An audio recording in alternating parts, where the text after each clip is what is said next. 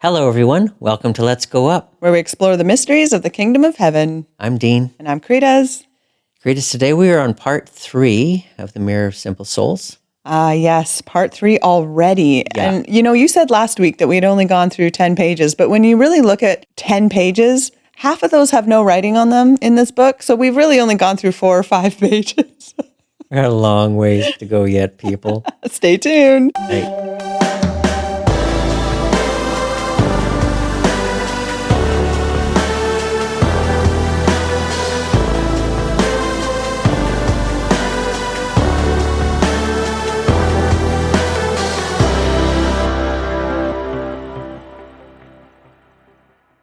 Karitas, we're back. Yes. Okay. Mirror of Simple Souls, part 3. Or as the French would say, trois. Nice. We do speak French. You did well. Okay. So, Karitas, first things first, we're going to open our mystery box. Oh, yes. Drum roll. roll. Do not do it. Marguerite will do it for us. Boom. She is watching. Yes. From the great cloud of witnesses. Yes. Shout out to the great cloud. And to Gan. Yes, all the podcast platforms and YouTube. Yes.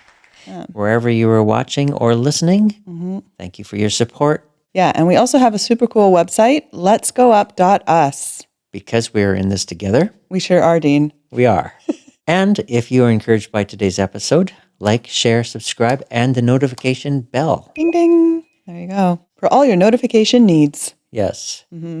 Here we are. Karitas, last week we got completely sidetracked onto something so amazing. Right. We got carried away with love, as usual. The perfection of love and living that lifestyle and what that looks like to love your neighbor as yourself, love yourself rightly. What is that? Yeah. Wow. So if you missed it, we highly recommend you go back to understand what we're going into next. That could be very useful. Pivotal.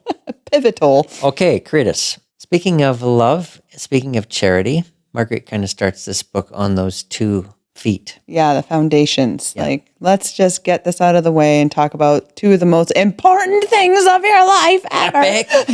So love was last week. Today we're going to talk about perfection and charity. And if we're lucky, we might be able to touch on the virtues. Oh, yeah. Yes, very Catholic of us. Yes? All right. There once was a young man who said to our Lord Jesus Christ that he had followed the commandments from his childhood onward.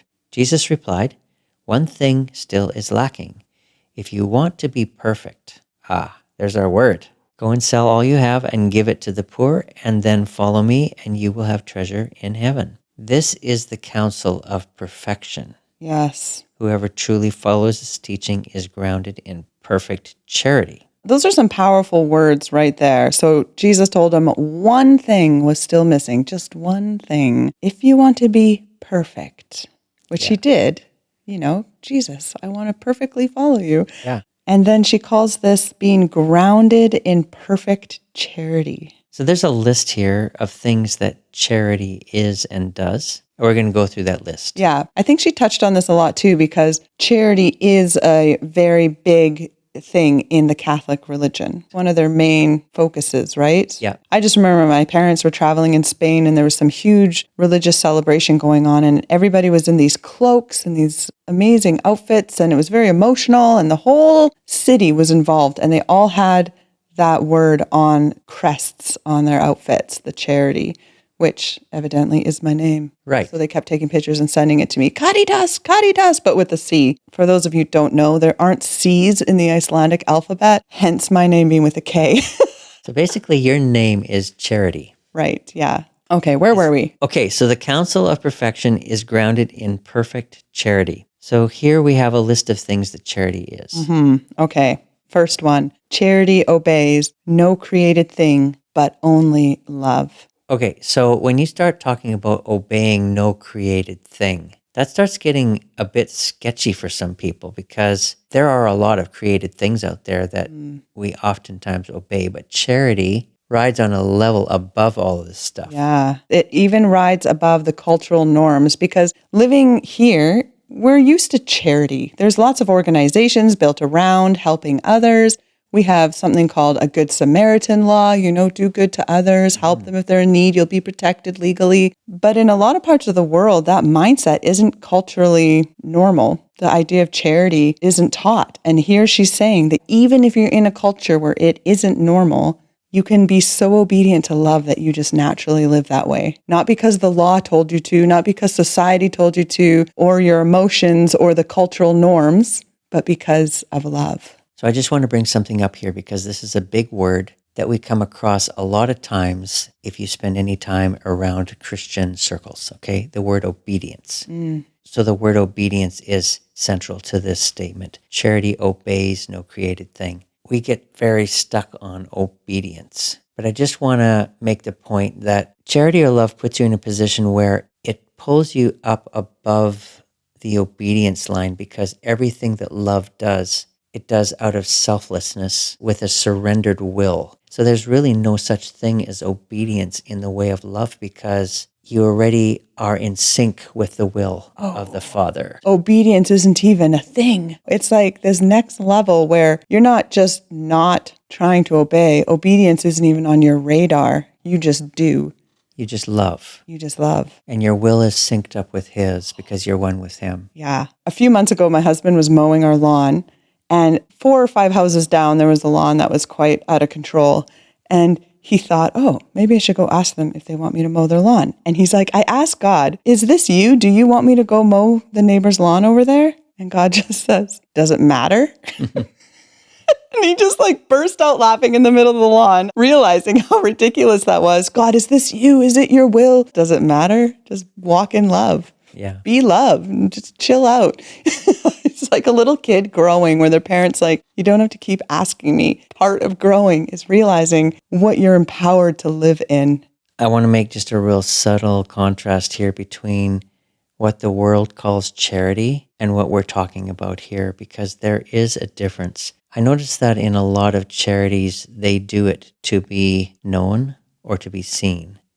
You see the people standing there with the big checks in front of them that they've written out for $30,000 to the charity. They get a plaque on the wall sometimes. Yeah, right? And they get their name engraved in the sidewalk or at the whatever hospital, whoever donated the most, parts of the wall, big donors get in the golden zone, and then it flows to the smaller and smaller donors. I saw it at the aquarium as well, people who donate into it. They have their names on these plaques and it goes in a flow, so it's very much obvious who is donating. What's the motive in that? Jesus does say, don't let your left hand know what your right hand is doing. In the business world, I often run across this because we donate to certain causes and certain charities. So one time I was working with a market manager and I was really uncomfortable with doing it for the publicity that it was going to give us. And she kind of looked at me with a blank stare. You're this alien. And she was like, Dean, that's the whole point. Yeah. So the world does have a very different way of looking at this. Yeah, that's the world, right? Yeah. Yeah. The next point is charity claims nothing as its own, not even enough to ask for something that rightfully belongs to it. Claiming nothing as your own. That's a concept that is so foreign to us that we just have to stop and pause for a second, because the right to own property, these are foundational things, the right to own things. What does it even mean to claim nothing, not even enough to ask for something that rightfully belongs to it? That is the work of charity. How can we argue that we have rights when we've died? We're not of this realm. He's like, just live as foreigners and aliens. Be so disconnected by everything that tries to pull you into identity and belonging on the low frequency levels of this planet, and stay rooted and grounded in love. Keep your focus on heavenly realities. Be so connected with the divine, realizing this is just a temporary earthly experience here. Don't get mixed up in it. Don't get tied to the things of this world. Whose face is on this coin, right? When they're saying, this isn't fair, they're taxing us. Give to Caesar what Caesar. Mm-hmm. Why would you even claim anything on this earth as yours? I feel like what's being contrasted here is the pride of ownership, because we oftentimes take such pride in what we own. There's this humility to saying, actually, the earth is the Lord's and all it contains and everything in it. It actually all belongs to Him. Technically, we don't own anything. He gives us all things so that they can enrich our lives and give us enjoyment. but it's not ours. Yeah. And so I feel like that's what's being said here. And I feel like there's a humility in just laying it down before him and saying, Father, I thank you for everything that you've given me, and what you've put into my hands is beautiful, but it's all yours. Yeah. Should you want it, it's yours at any time. It's such a powerful way to live, because we know someone who has had absolutely everything that he ever worked for and owned taken from him, from the regime he used to live under before he fled to Canada. Even people he loved were taken away. His home, his job, all of his money. And he came here and he's starting to encounter the Lord, and he could live tied and broken and bitter about all the things that were taken. But instead, he's choosing to look at the Lord. And the amount of peace this person carries far surpasses most other people we know. But to not hold things as your own, even when they were yours. Even when they rightfully belong to you. Yeah. Yeah. When you rightfully admit that it all belongs to him, then nobody can take it away from you, and there's no fear of losing it. Yeah. And Marguerite does go into detail on that a little later on in this book with some pretty profound insights. Yeah. Okay, Karitas, let's move on here. Charity sets aside her own work in order to serve others. She seeks no approval from others for anything she does. She feels no shame, no fear, and no distress. Ponder, ponder, ponder. Okay, she seeks no approval from others for anything she does. That's a big one. In a culture of approval and attention seeking, of likes, of shares, of being aware and seen by the world, nothing she does is for approval or numbers. And Jesus was the same way. Oh, yeah. He wasn't doing or saying anything for approval, and he had no shame in it, no fear, no distress, even though on paper, he had every reason to feel shame, fear, and distress. Serving others well, not seeking approval from anybody. Not needing to be noticed by the ministry team. I've been sacrificing all these years. Like, none of that is in her heart. If you see someone getting recognized above you when you've been there and you know, I've been working here longer, I've done so much, and then someone below you gets approved, if there's anything in you except joy and excitement for that person, then you're not functioning out of this level of perfect charity that she's talking about. Yeah. Okay, Karitas, moving on. Charity is so just and upright that nothing can shake her. No matter what happens, nothing can shake her. She's so just and upright. Beautiful. Wow. Okay. Okay, charity is unmoved by anything under the sun. The whole world is her sustenance. When I was reading this one, I was thinking of the verse that says there's nothing new under the sun. We covered this very, very early on in Let's Go Up Days, Karitas, talking about under the sun and under the sun. Yeah, which sun are we living under? That's right. The S-U-N or the S-O-N? Yeah. What is under our sun is under the timelines of this world, because you've got the sun and then the world revolves around it, creating time. Everything happening under the sun is basically happening in unredeemed time. Those thoughts caught me when I read this. Charity is unmoved by anything under the sun. So anything in the world system, anything in the world's timing. So there's this unredeemed time frame, and then there's this redeemed time. Under redeemed time, the world is brought out from underneath that curse, and it's set on a level where it just sustains us. The entire world belongs to us because it belongs to him, and because we're his heirs, and because we're one with him. So for that reason, it says in Psalm 107, the earth releases its bounty. Oh, yes. I had once heard we're not meant to be living now preventatively, for example. I eat preventatively to prevent this or not to have this or to slow aging, because that's still living under the sun. That's still living under the curse. Right. The whole mindset shift of living under the S-O-N changes even the way we function in these bodies. Yeah. So anyhow, that is one to definitely ponder on. Okay, moving on. She gives to all whatever she has of value and holds nothing back, not even herself. Okay, psychology would have a hard time with this. You need boundaries. This is someone who has boundary issues, Dean. But see, someone with boundary issues, there's still a self-motive. It's still coming out of a lower level mentality versus this, where she's giving whatever she has of value and holding nothing back out of love. I think in order to understand this, we need to look at Jesus and how he handled boundaries.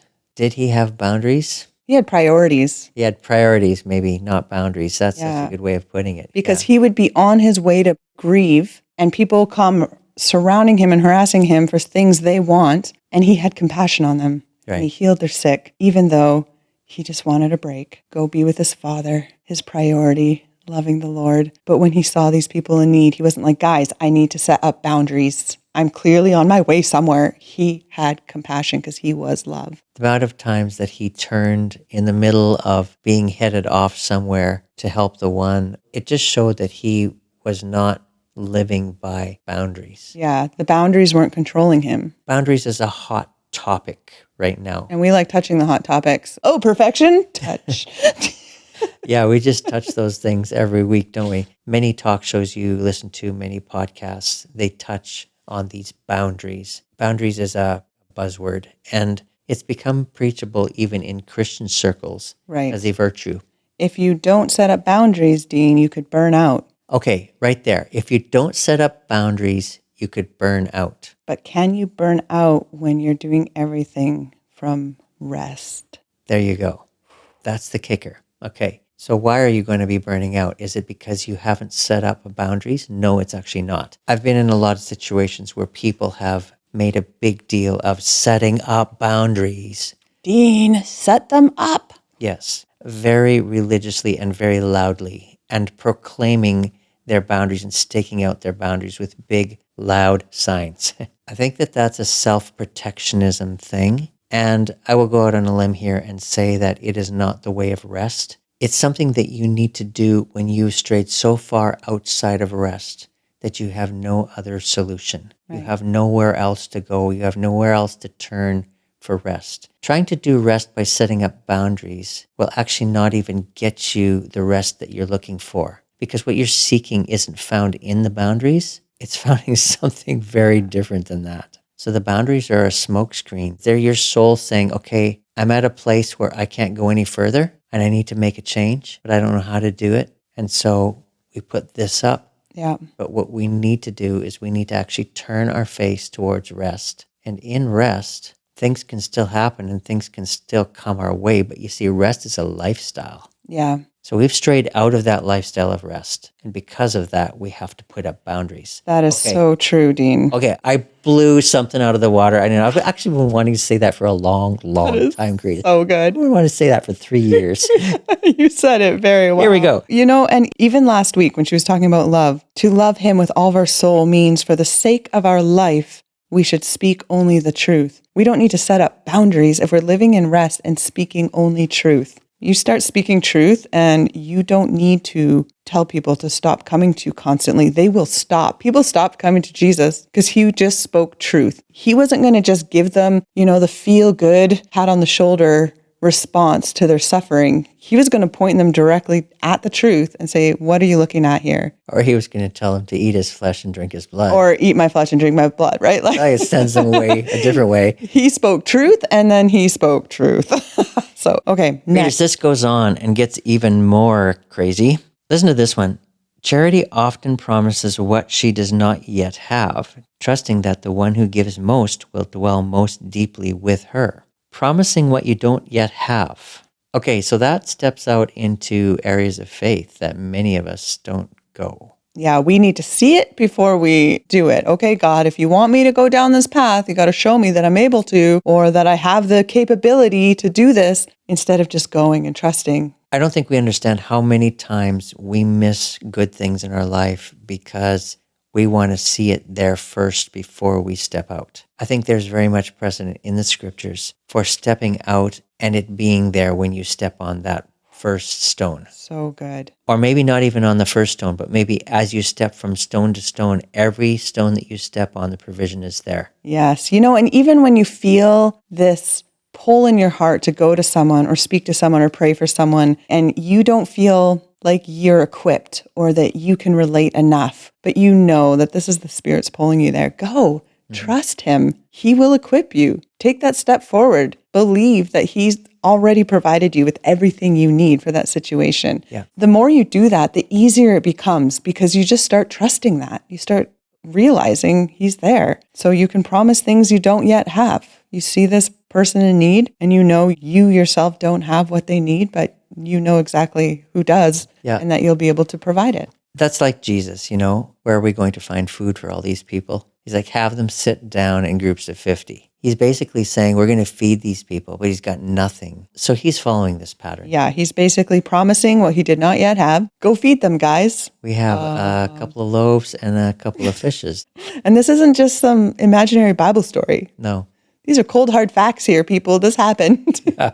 So an addendum to that statement, charity is a wise merchant. She gains where others lose, and she escapes dangers where others perish, thus multiplying all that belongs to love. Whoa. Charity is a wise merchant, spirit of wisdom. In the context of promising something you don't yet have, charity understands that it's already there and that there's multiplication in everything. Yeah. Okay, here's a good example of how the world sees charity differently. Someone once said, oh, if I win the lottery, then I'll donate to charity. And we just said, no, you won't. If you're not helping people in the state you're in now, you're not going to help them when you're rich. They actually thought about that and they went home and the next day they're like, I could not get that out of my head. And it was the whole just trusting what you have now to be enough. In the kingdom of heaven, it's not about how much you give. Because Jesus even said with that widow with the 2 mites, she's given more than all of the rest of these people. The amount has nothing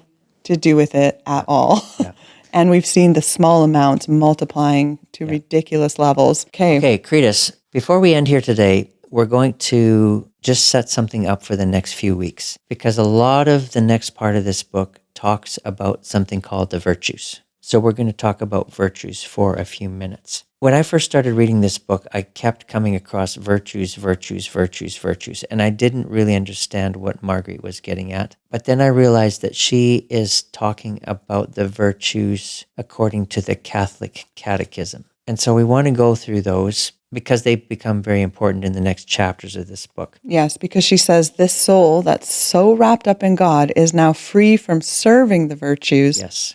And now they serve her. Yeah. So what are these virtues that are now serving us in the state that we were created to live in? So you have to understand that in the Catechism, there are 3 different sets of virtues, and each virtue also has a vice. So what a vice is, it's an opposite thing to that virtue. Right. Something that you fight against with the virtue to become free from sin. It's like eating from the tree of good and evil. Exactly. Take a bite of the good, take a bite of the bad. Don't bite the bad, bite the good. Okay, so you have to realize that these are all really good things. This is the tree of good, okay? Yeah. These are good things. These are great things. These things make the top of the list, okay? Believe me when I say that. Okay, High-frequency things. These are high-frequency things, okay? Yeah. So there are 3 theological virtues. They are faith, hope, and charity. In the case of charity or love, there's a huge difference between doing love or doing charity or trying to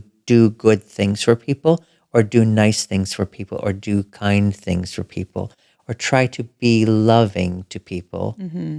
That versus us becoming love. Yeah. There's a huge distinction there. So all of these things are in the doing, striving section here, all right? So faith, the assurance of things hoped for, the conviction of things not seen, our firm belief in God and all that he has revealed to us through Holy Mother Church. Here it says, faith is an intellectual virtue. And that comes right out of the Catechism. Faith is an intellectual thing, not a matter of the heart. So then moving on to hope, this virtue allows us to totally trust in Jesus and to desire eternal bliss in heaven with him forever. Hope is a virtue of the will. And then charity, the virtue of love for God over all things for his sake and our love of neighbors as ourselves. St. Paul tells us that love is the greatest of these 3 theological virtues. So those are the 3 theological virtues of the Catholic Catechism. She refers to them specifically on one of the pages coming up here that we're going to talk about. Now, there are 4 cardinal virtues. These are moral virtues. All the other moral virtues hinge on these 4 pivotal qualities. Once again, these make the top of the list. The very first one is prudence. There she is again. There she is again. Relates to our intellect, helping us to know the truth. And then justice. Justice helps our wills to pursue the good. Fortitude governs our passions. And then temperance. They moderate our senses and our appetites for food, drink, and sex with help of reason. So prudence, justice, fortitude, and temperance. 4 cardinal virtues. All right. And then there are 7 lively virtues. These really tell the story. Every one of these has a vice. Humility counteracts the capital sin of pride. Generosity counteracts the capital sin of greed. Chastity counteracts the capital sin of lust. Meekness or patience counteracts the capital sin of anger. Temperance counteracts the capital sin of gluttony. Kindness counteracts the capital sin of envy. And diligence counteracts the capital sin of sloth. Okay. Catechism asserts that every virtue has an opposing disposition known as a vice, a sinful tendency that distances us from God. We need to know the virtues in order to live them better. We also need to know the foremost vices that tempt us to sin, so that with the help of God's grace, we can uproot them from our lives. Okay, yeah. So let's focus on these vices. How has that been going for us over the past few hundred years? The knowledge of good and evil is written all over this. Mm-hmm. So you've got the good things, you've got chastity. If we understand the chastity, then we can overcome the lust. If we understand generosity, then we can overcome the greed. So we're trying to overcome evil things by getting more knowledge about the good things. Mm-hmm. Thus, we can uproot the evil from our life. And reason says the only way to even get close to this level of perfection Jesus talks about is through these virtues. Yes. These have been the weapons that we've used against the bad things. They are the shield. If we build them up thick enough, then the bad stuff can't get to us. And for the rest of the chapters of the book, we're going to follow her down this road that when you become love, you don't serve the virtues anymore.